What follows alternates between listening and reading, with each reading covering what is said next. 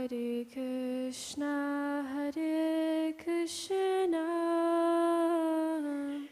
Krishna Krishna, Hare Hare, Hare Rama,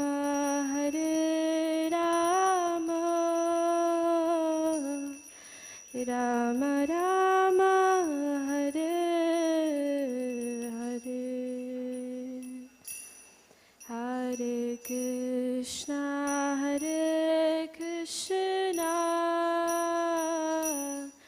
Krishna Krishna, Hare Hare, Hare Rama,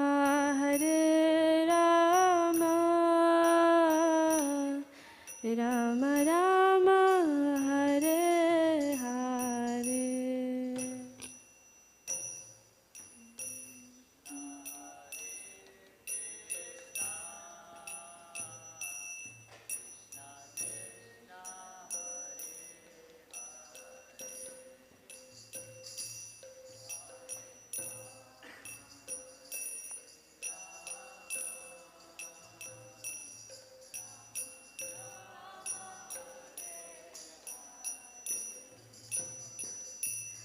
Hare Krishna,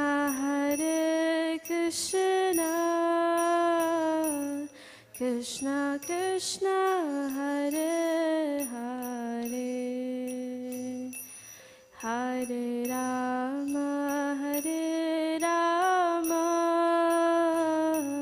Rama Rama, Hare Hare.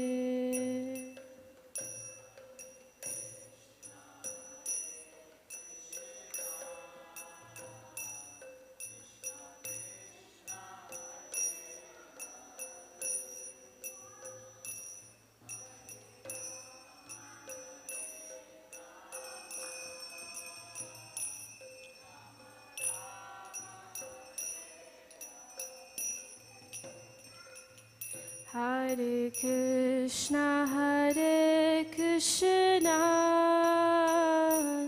Krishna Krishna, Hare Hare, Hare Rama, Rama Rama, Hare Hare.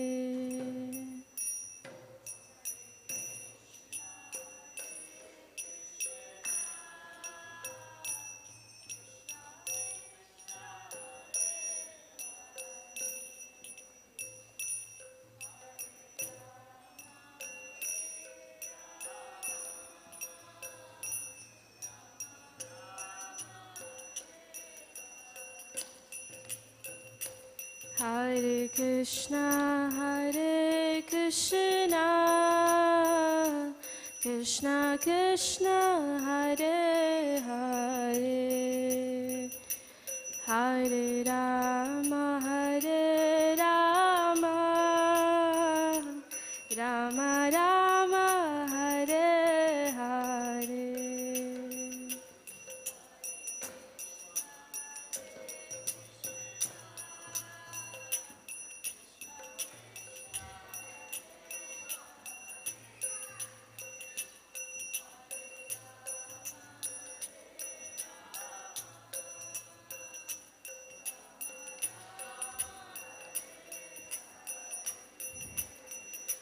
Jaya Prabhupada, Jaya Prabhupada, Jaya Prabhupada, Srila Prabhupada.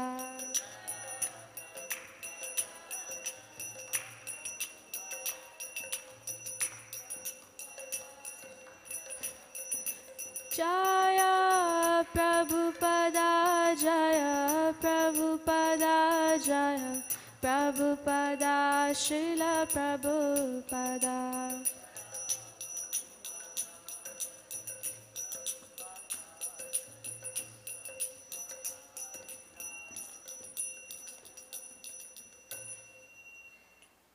Okay. Hare Krishna, dear devotees.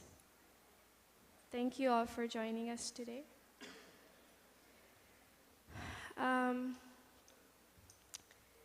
Today we'll have a discussion from a very interesting book. It's called Perfect Question and Perfect Answers. It looks like this. This is the book. Not too big, not too small, but it has answers to all the questions that you'd have when you first come to Krishna consciousness. And so every question that you have is a perfect question. But the answers that you received from people around you may not be perfect. But when you get it from this book, it's perfect because it comes from the authentic source. All right?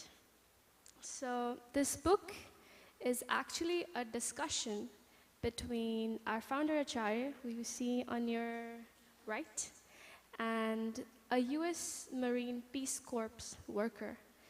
And they're having this discussion in a very, very holy place called Mayapur in India.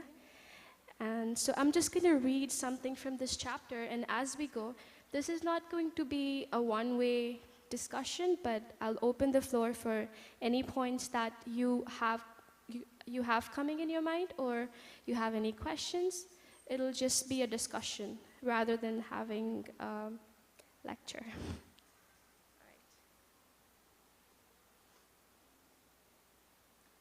Okay, so I'm reading from chapter 5, Becoming Pure. February 29th, 1972. Bob, thank you so much for allowing me to ask my questions. Srila Prabhupada, this is my mission.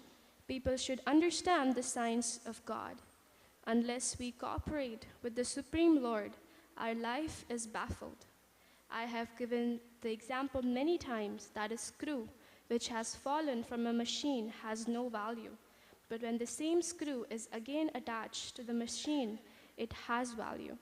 Similarly, we are part and parcel of God. So without God, what is our value? No value. We should again come back to our position of attachment to God.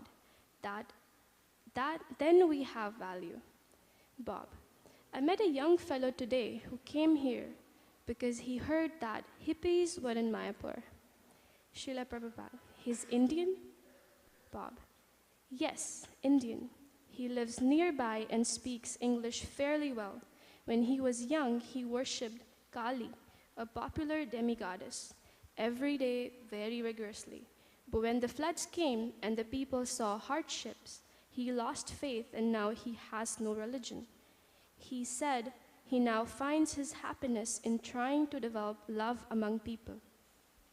I couldn't think of what to say to him to add God and religion to his life. He said that after he dies, maybe I'll become part of God, maybe not. But he cannot worry about it now. He said he's tried various religious experiences, but they didn't work. One reason I ask this is because when I go to America, a lot of people I come across are like this.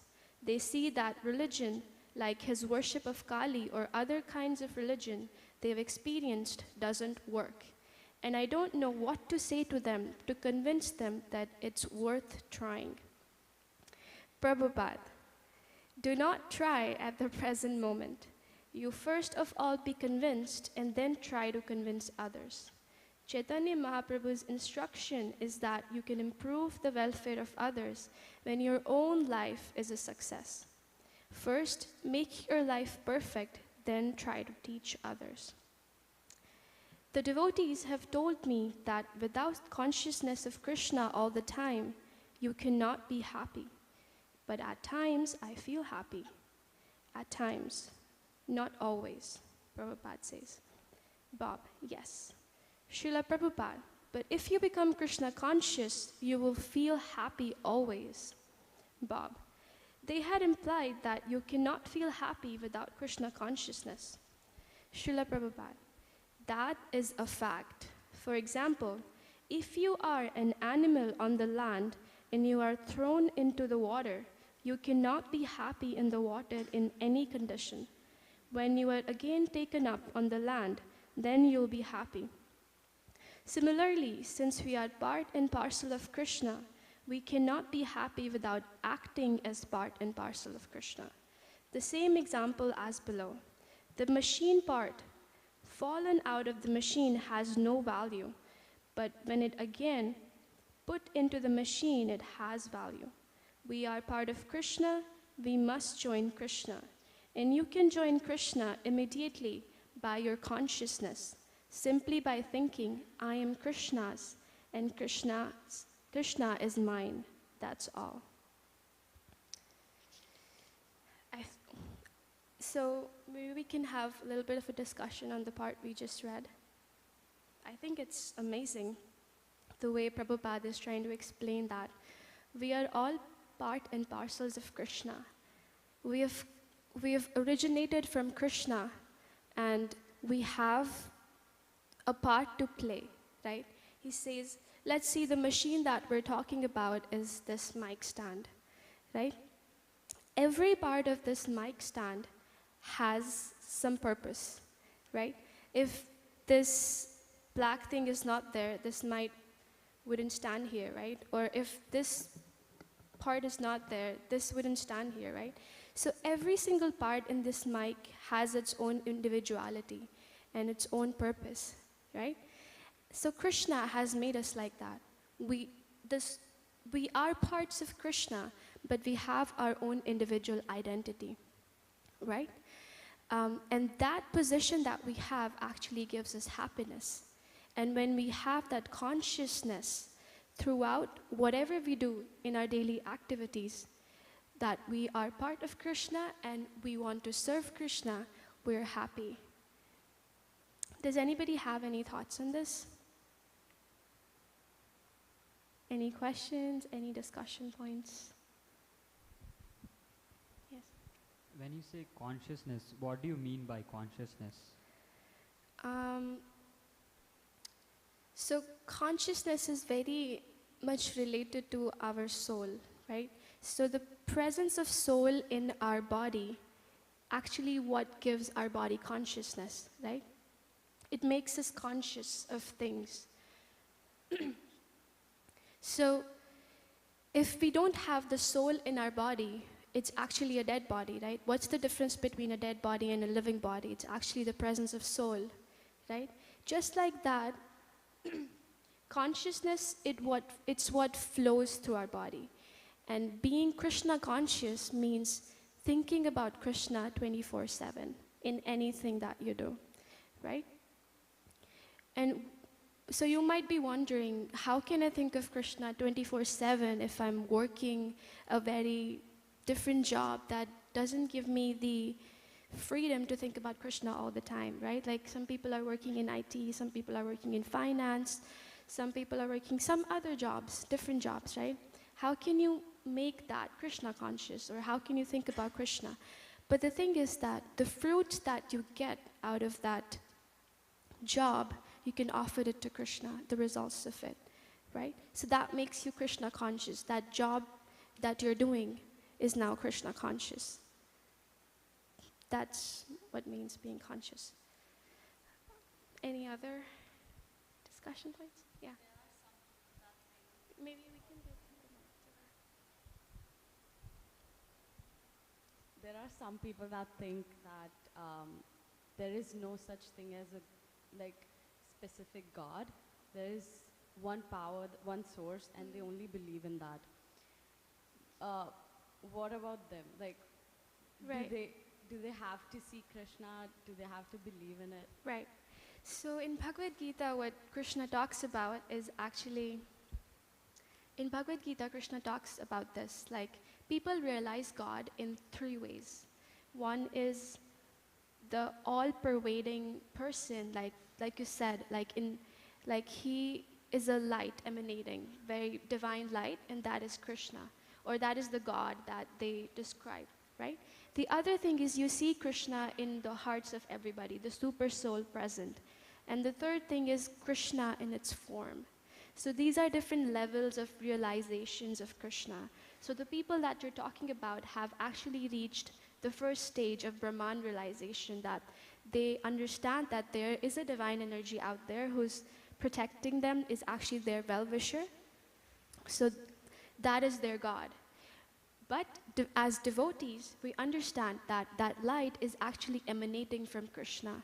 So it's like you see sun, right? And then you see sun's rays. We know that the sun exists because the sun rays fall on the earth, right? And we understand that the sun, there's an entity named sun. So think of that light from coming out of Krishna as sun's rays, and Krishna actually as sun, and the sun's planet, right? And then sun's presiding deity, sun god, that is Krishna. So it's just different levels of understanding and different levels of realizations. Thank you for that question, it's very nice. Anything else? Yes. Thank you. It talk about happiness. So like it will be once we attach with Krishna, we will be happy. We will be happy always. I want to understand what do it mean by happiness. Like your heart don't have any burden on it, or it is something else it's talking about. Right. So the place that we live in right now, which is Earth, number something that scientists have given it, or we call it a place of suffering. It's Dukhalyam Ashashvatam, which is stated in Bhagavad Gita, which means a place of suffering. So it's not actually possible to get rid of suffering in this material world. But when you become Krishna conscious, it's so much more easier to understand the nature of that suffering. And you understand so deeply that what kind of suffering you're going through. What is it needed to get out of this? Do you need tolerance to just get through it, or do you need to take some action? You know, you understand how to deal with things rather than going in your lower state and being depressed and just giving up. You have so much hope, and you understand that there is someone who's taking care of you all the time. And that dependence on Krishna is what brings that fearlessness, and that's when you become happy.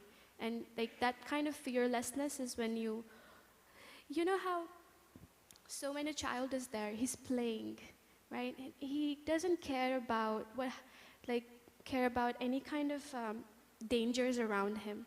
Even though they exist, let's say he's in a playground and he's going down a slide, like he's not going to think of all the ways of how things can go wrong right now, but he's just playing without any fear in that kind of surrounding, right? Because he knows that his mother will take care of him. Same as that with Krishna. Like you become fearless. You understand your duty, you understand where the suffering is coming from, and then you understand that Krishna is taking care. So you understand all this, and that makes you fearless, and because you're not in anxiety, you're not anxious about things all the time, you're automatically happy, you know, like, and then you focus on things that matter. That's what my understanding is. Thank you. Sure. I'll just like to add to that. I heard Guru Maharaj said something where it's like, you know, a car, how it also has hydraulics.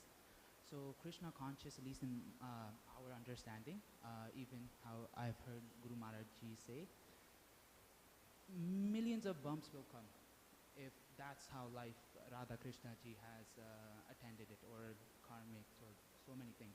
Even Lord Shiva, when Parvati Ji, you know, he walked, you know, major suffering, you know, and that is, you know,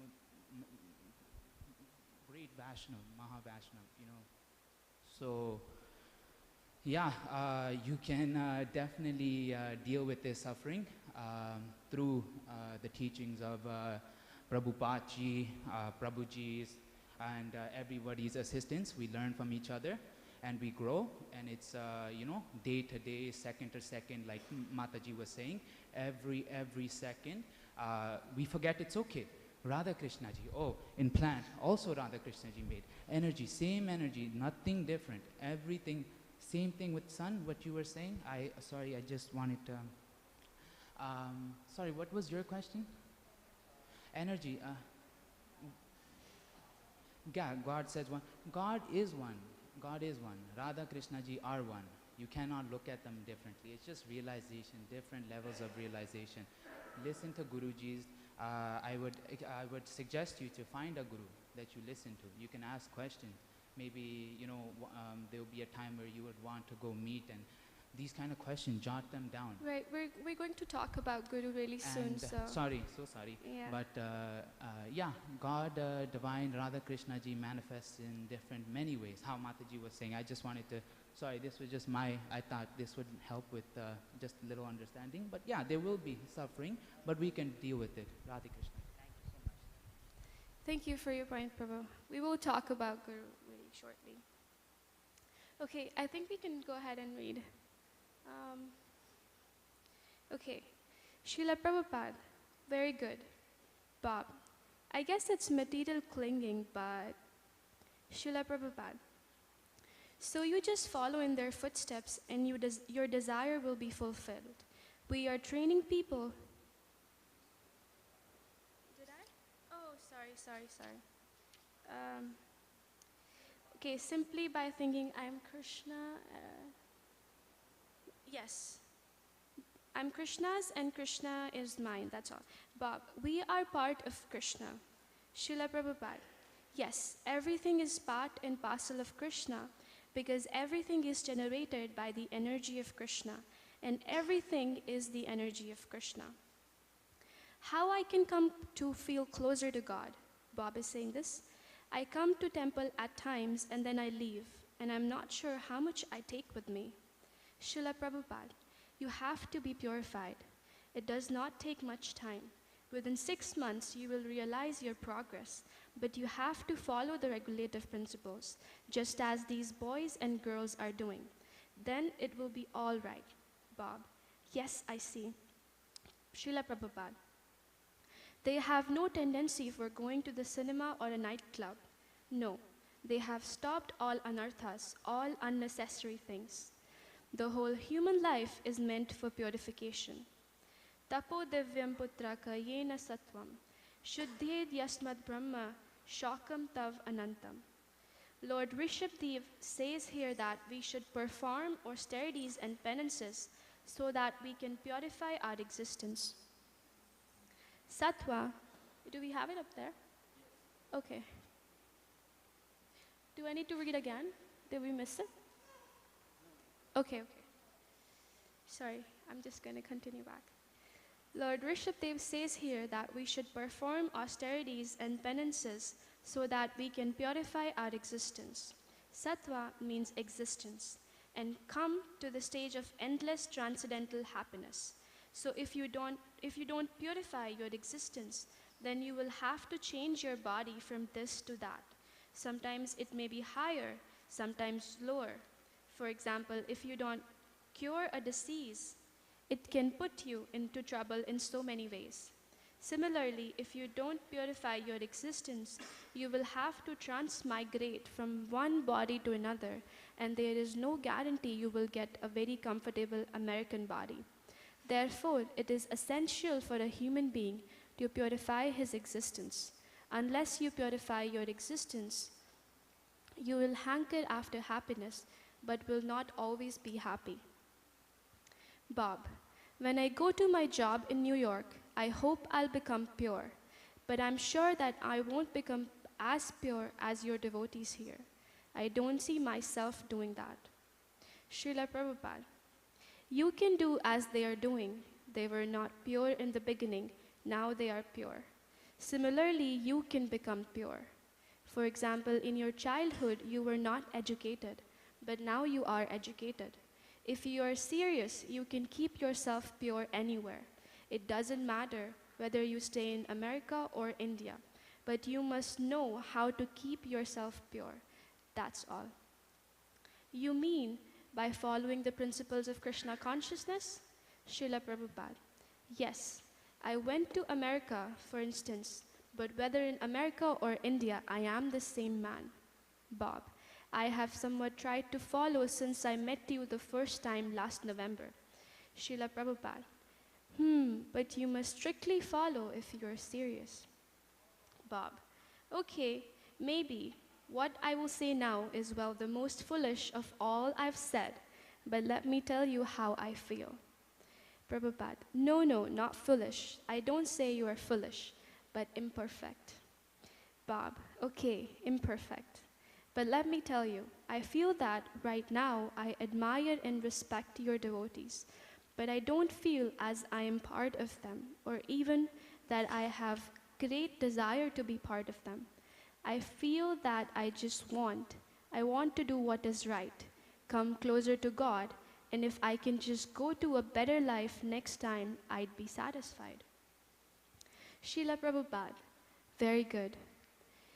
Bob, I guess it's material clinging, but I'm wondering if I should discuss or should I read? What do you guys prefer?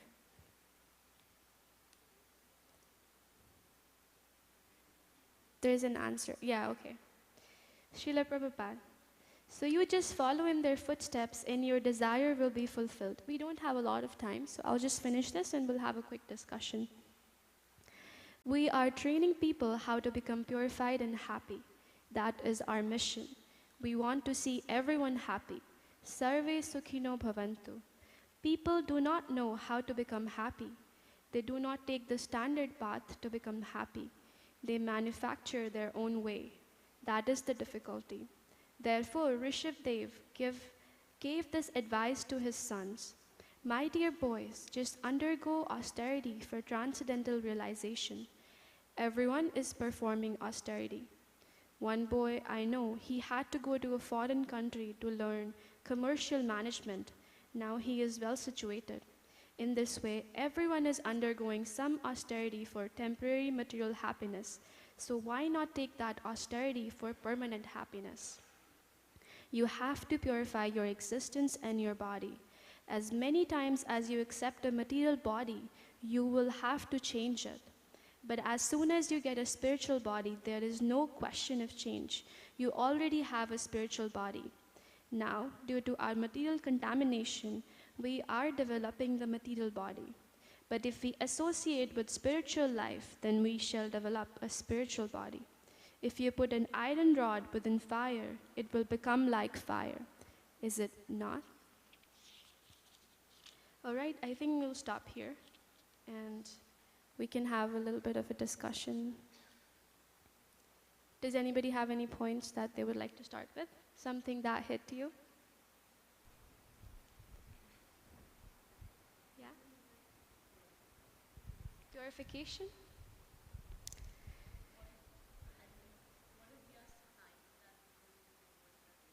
Hmm.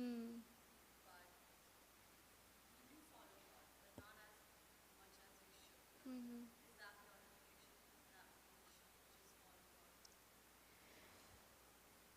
Purification happens when you realize your relationship with the God, right? So right now you're coming to the temple. What do you think is your relationship with Krishna? A friend. A friend, right? Krishna is a friend to everyone. But also, Bhagavad Gita says that we are his servants, right? We are his eternal servants in different rasas, right? Different kinds of rasas. Conjugal rasa, Vatsalya rasa. Mother Yashoda and Nanda Maharaj is serving him in Vatsalya rasa. Gopis are serving him in conjugal rasa, right? So when you understand your relationship with Krishna, that's when you start to understand what you need to do to get purified. Because without purification, you cannot understand your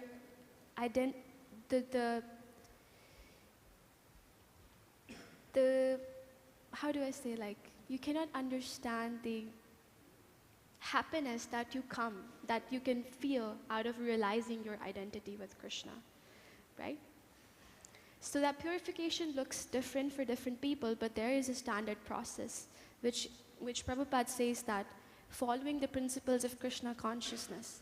And in Krishna consciousness, we generally advise to follow 4 regulative principles and just add Krishna to your life.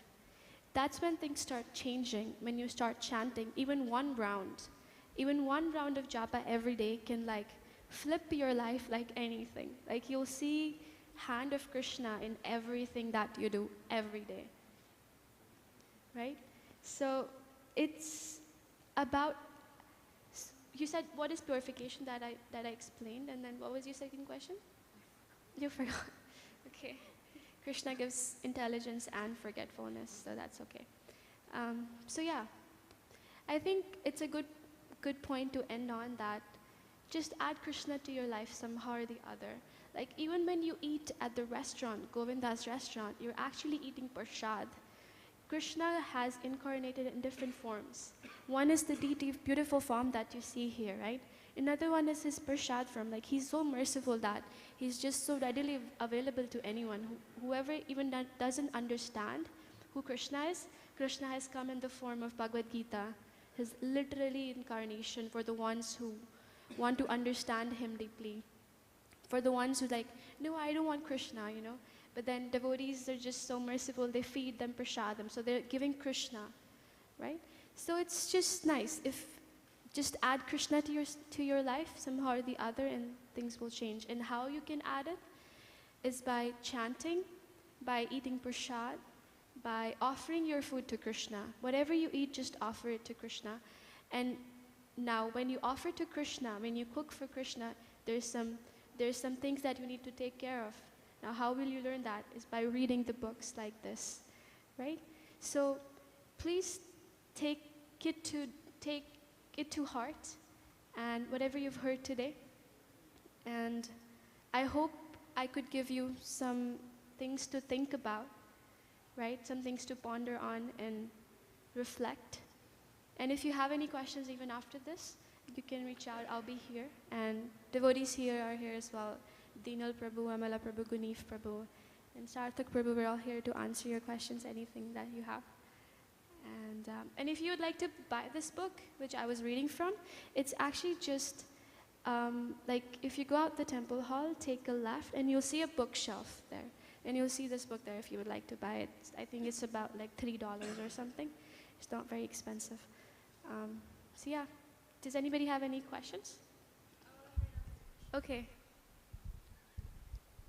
Thank you so much, Prabhu. I really enjoyed your lecture. There are a lot of points which I wrote down, but I was just focusing on this one where Prabhupada mentioned that if you are an animal which is supposed to live on land, and if you are sent into water, then you can never be happy. Might sound a little silly, but I love swimming. And then we have ducks, we have swans who don't technically live in the water, they are land animals. But there's also an enjoyment there. So would you like to elaborate a little more in that sense? So when you go swimming, you're happy. That's what you're saying, right? But when you come out, are you still like happy all the time?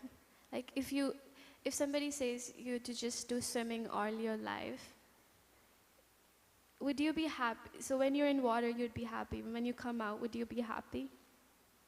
So the happiness that you get out of doing material things, that doesn't mean you should stop swimming. I'm just saying like you should add Krishna in your life. Like everything has to be done in moderation. I think you definitely should understand that by now. Some things happened. But I think he was talking about it, that this happiness is temporary. Or maybe we haven't come to that page yet, but he's explained that further, that it's temporary happiness, and if you want to get permanent happiness, or something that exists, something that stays for a long time, you must get into Krishna consciousness. It's about the consciousness shift, not more about like external shifts. Like you don't have to like give up all your life and move into the temple, or like you don't have to fanatically like leave your job, leave your wife, or leave stuff behind. It's just the consciousness that has to shift. You just have to think of ways of serving Krishna with the skills that you have, you know? Yeah. Try. So, what is the process of being happy or always being in Krishna consciousness? Like what we can do? What is the practice? The practice, what is prescribed in this age of Kali, which is the age of hypocrisy and quarrel, is not the yagyas, not the sacrifices, but the practice that is advised is Harinam, chanting the names of the Lord, right? When you chant the names of the Lord, you find Krishna dancing on your tongue. You know, Krishna is in his name. When you say Krishna, he's present. He's present right there. And when you chant with that consciousness of Krishna, I want to serve you. I want to understand my relationship with you. I have this desire, but I know I'm not yet qualified. But when you chant with that mood, Krishna is there. Krishna is on your tongue. So, to answer your question, Prabhu, the practices of chanting, and what mantra? This Maha Mantra, Hare Krishna, Krishna Krishna, Hare Hare, Hare Rama, Rama Rama, Hare Hare. After you've chanted it for quite some time, let's say 1 month, you'll understand things in your life will start changing, and you can write it down. And if you chant like 1 round every day for 1 month, try it and see what change you get. 10 minutes a day, that's all you need to give. Chant. I think even after 1 month, you'd want to do it more and more and more based on your taste. And it develops gradually. It's not an overnight process. It develops gradually. And when you put efforts for Krishna, Krishna put 10 times of his efforts more. Right? So, yes.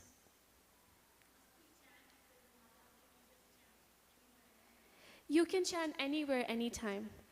You can chant anywhere, anytime. There's no rules and regulations for chanting. Like for yagnas and for other kind of sacrifices, you have to be pure. You have to do certain samskaras. You have to chant mantras before getting into that arena, right? But Harinam, or the name of Krishna, is so merciful you can chant it anywhere. Anywhere you can chant it. But it's prescribed to chant it on your beads because it's a very, you can practice this in a very personal way. Like your beads, like we say in the morning, that my beads are my personal connection with Krishna, you know? And after a while, it just becomes a very dear thing to you. And then you just like it. You just do it out of love, and it's spontaneous. Yeah. Yeah.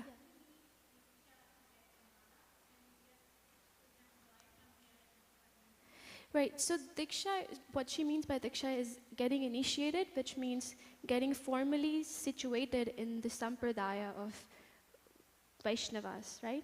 But initially, you can chant anywhere, anytime. You don't have to be initiated or guided by a guru initially to chant. Just chant and then everything will come in time. Chanting is the main part. Everything else will come in time. Anything that you desire, if it's good for you, Krishna will give it. Hare Krishna. Anything else? Okay, I think that would be the end of our session and discussion today. Thank you all for joining us, and I hope you guys got something good out of this discussion, and please think on what you